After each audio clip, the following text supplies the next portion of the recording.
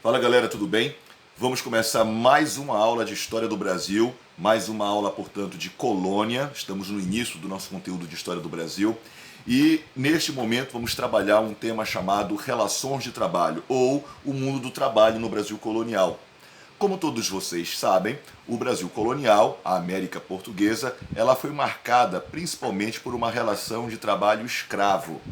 Não que somente houvesse escravos trabalhando no Brasil, nós tínhamos uma quantidade também bem representativa de homens livres, né, de pessoas que trabalhavam por conta própria ou que trabalhavam, no caso como autônomos, ou trabalhavam para alguém numa relação assalariada, pactuada ou uma remuneração diferente qualquer. O certo é que a escravidão, entretanto, ela se tornou a base da sustentação e da produção econômica colonial. A América Portuguesa e a sua metrópole, portanto, se sustentaram dentro desse elemento chamado relação de trabalho escravo. Bem, como se trata do mundo colonial, é importante a gente entender como é que a coroa portuguesa, a metrópole, encarava esse espaço. E aqui nós temos um texto de Léva Mais Graves que mostra para nós essa percepção.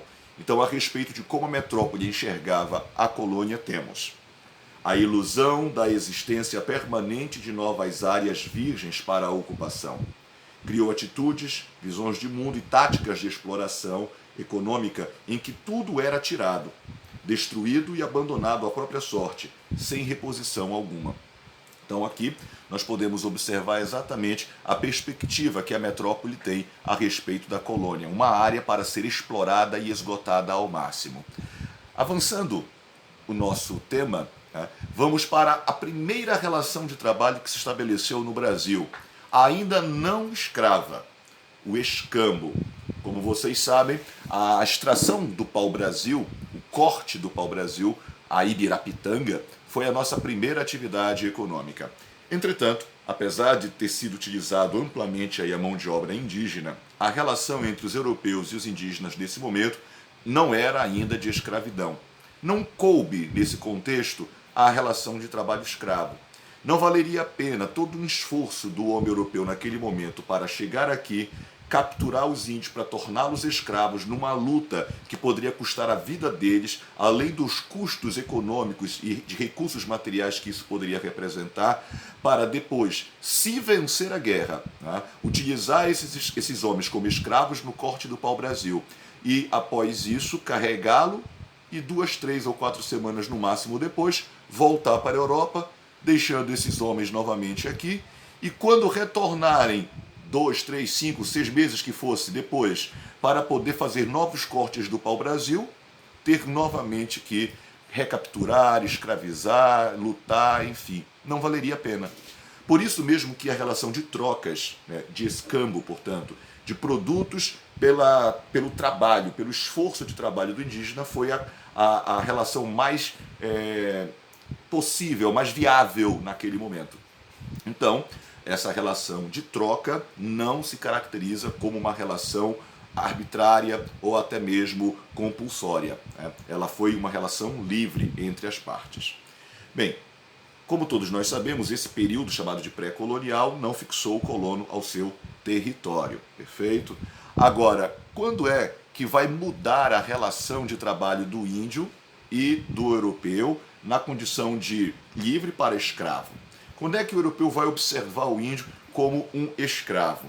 Bem, quando o colono português efetivar-se aqui, ou seja, quando a coroa portuguesa resolveu efetivar a colonização do Brasil, tornar o colono presente permanentemente neste território, surgiu a necessidade também de uma mão de obra permanente. E o escambo não era mais adequado, não era mais viável a essa nova realidade. Como todos vocês sabem, quando a coroa portuguesa resolveu estabelecer a colonização no Brasil, elegeu uma produção de cana-de-açúcar para ser o elemento de fixação dessa colonização. A produção canavieira, então, demandava grandes áreas para a sua produção e também grande quantidade de mão de obra. A mais barata, a mais viável e a mais abundante neste momento era o elemento indígena. Então, por isso que começou a captura dos índios e colocá-los sob uma condição de trabalho compulsório, obrigatório, baseado exatamente na escravidão. Os homens indígenas agora seriam um pertencimento aos europeus quando utilizavam-se como mão de obras escravas. Então, agora nós temos exatamente esse vínculo do europeu com o índio, de escravização. Perfeito? Agora, a gente pode ainda perceber também que houve diversas relações de trabalho e também diversos aspectos do processo de trabalho. Como nós vamos observar, a escravidão no Brasil ela foi percebida na lavoura canavieira, na mineração, na cafeicultura, no espaço doméstico, no espaço rural, no espaço urbano, no espaço público.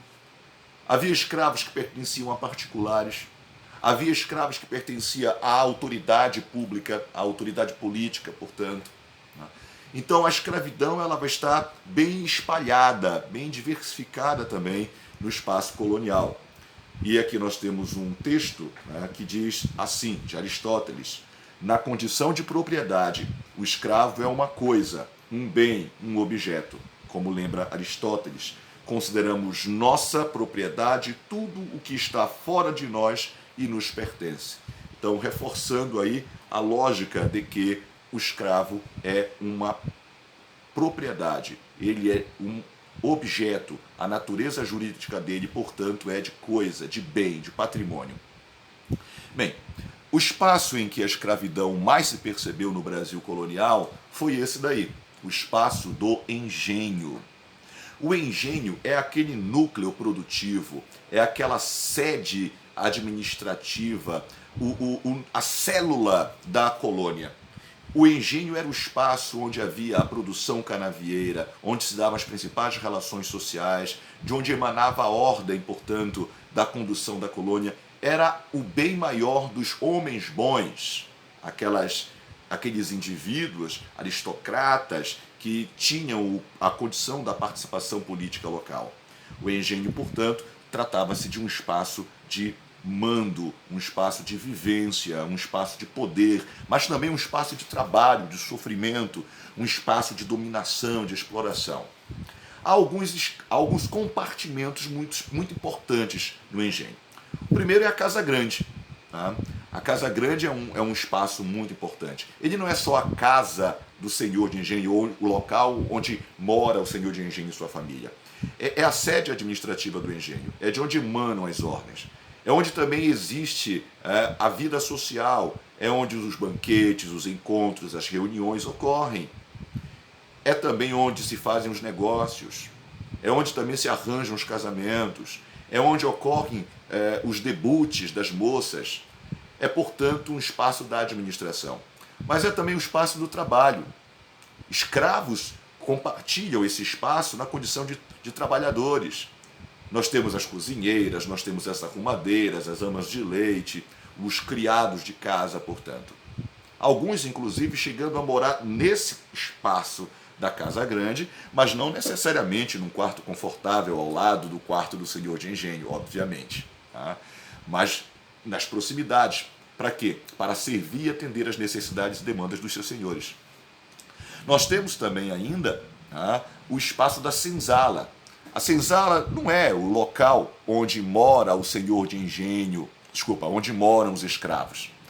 A senzala é o espaço no qual os escravos eram guardados.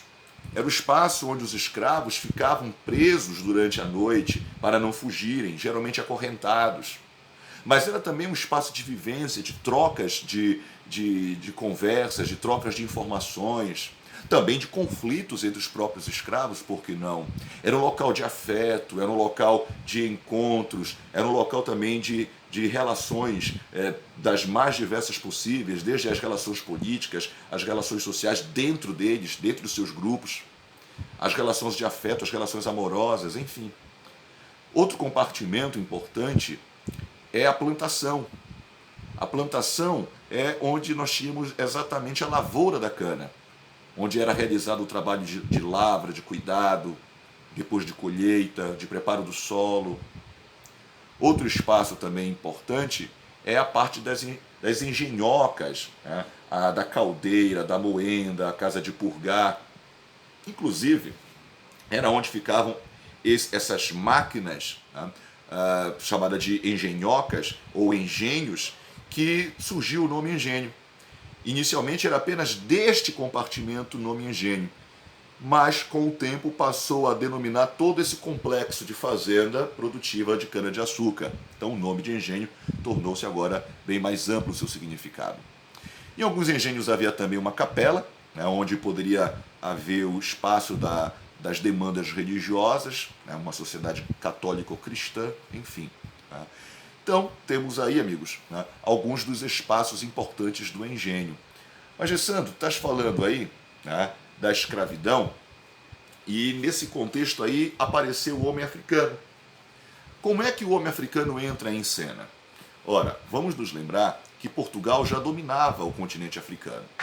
Desde o período das grandes navegações, a busca pelo caminho das Índias, que Portugal já tinha contato com espaços africanos. E a escravidão no mundo africano era uma realidade, tanto quanto diferente, obviamente, não vamos entrar nesse mérito agora, do que se tornou a escravidão deles na América, mas havia também. E havia também muitas guerras entre tribos, e os portugueses se aliavam a algumas tribos para lutar contra tribos inimigas, e parte desses prisioneiros de guerra, que outrora seriam ou dizimados, ou sacrificados, ou usados como escravos pela própria tribo vencedora, agora são adquiridos pelos europeus.